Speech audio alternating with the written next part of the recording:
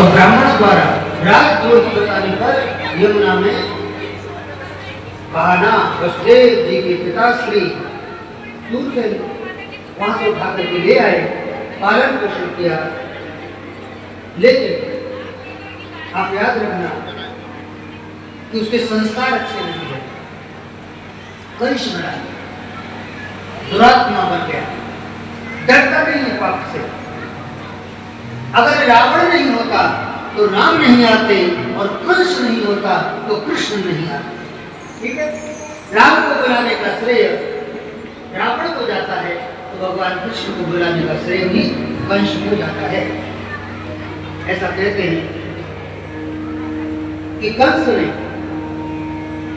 अपना साम्राज्य स्थापित कर लिया,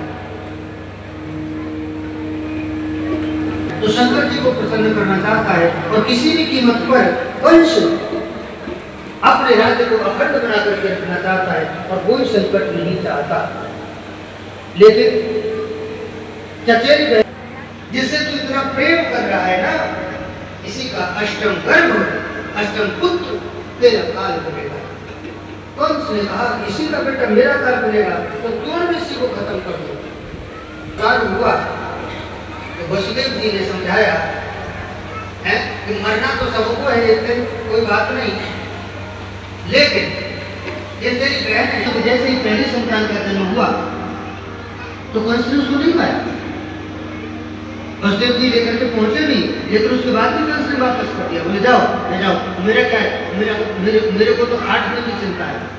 ठीक है, बताते हैं कि कंस जब क्षमा करने की नीति बनाया तो नारद जी ने कहा कि ऐसे सबको क्षमा करता रहा, और कहीं 8 दिन की जगह भगवान 5वें नंबर पर आ गए। कुछ भी हो सकता है, इसके द्वारा जब पाप ही नहीं होगा तो फिर भगवान आएंगे कैसे, और भगवान आएंगे नहीं तो लोगों का कल्याण कैसे होगा। इसलिए नारद जी कंस के पास पहुंचे और बोले कि धराओ। बोले क्या है, हाथ में कमल का फूल लिया और उसकी पंखुड़ी गिरने लगी। एक पंखुड़ी से गिरना शुरू किया, तो कितनी हो गई, बोले 8।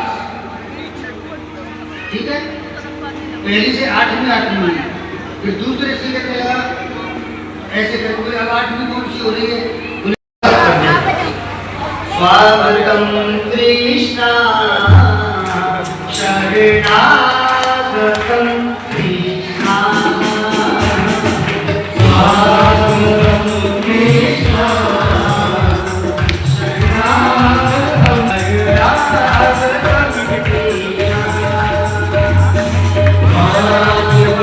कृष्णा। भगवान प्रकट होने वाले हैं